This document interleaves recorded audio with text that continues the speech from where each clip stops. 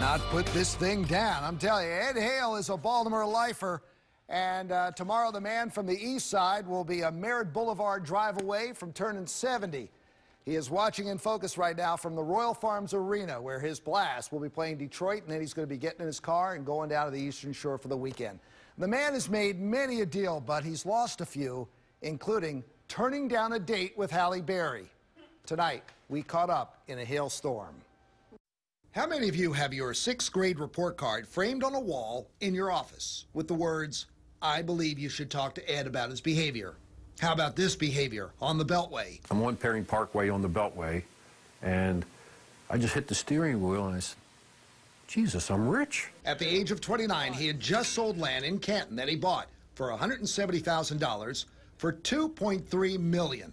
Not bad for an Edgemere guy who a decade earlier was married with a baby and broke. Well, I was not really a good father because I was absent, a lot.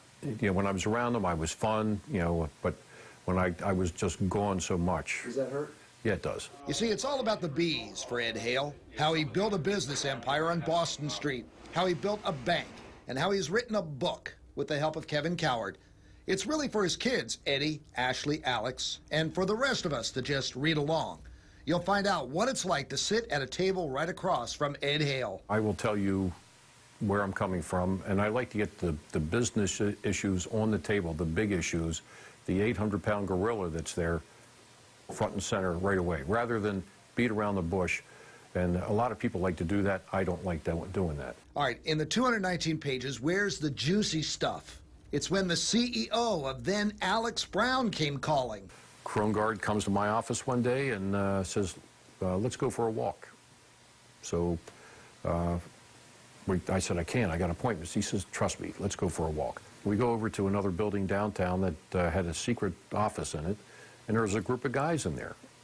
And it's a dimly lit room, and they said, would you sign this document so you won't talk about this? I said, talk about what? And because Buzzy was there, I signed it. So it turns out it was the CIA asking me to be a NOC, a non-official capacity person, to work for them, to run agents for them around the world. And the one name he remembers being discussed in that room? Osama bin Laden. From chasing bin Laden to chasing dreams for our city. He said, we need a new arena. And I told him, well, you build it. You can't do it.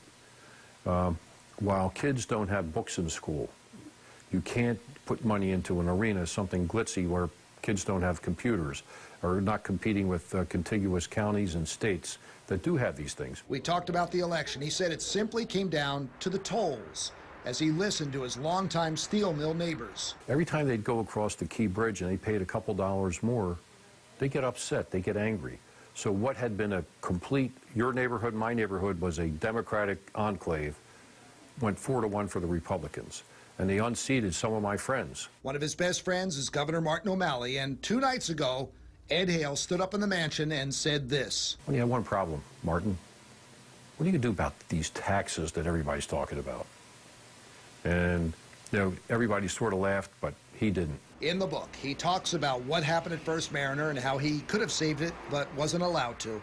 That he has no plans to remarry, how he loved William Donald Schaefer, and 50 steps on how to be a boss. We're on TV, so we have time for 2. Higher attitude over ability. I believe there's a very fine line between risk-taking and thrill-seeking. It has been a thrill watching his Baltimore Blast win championship after championship, and how this retired man who plays like he's 25 will continue to play on. You seem more relaxed. You seem, pretty sharp, You look like you're in a good place, and I feel good about it, but I'm looking forward to learning more things all the time. Not bad for a 6th grader who one day would cause a hailstorm.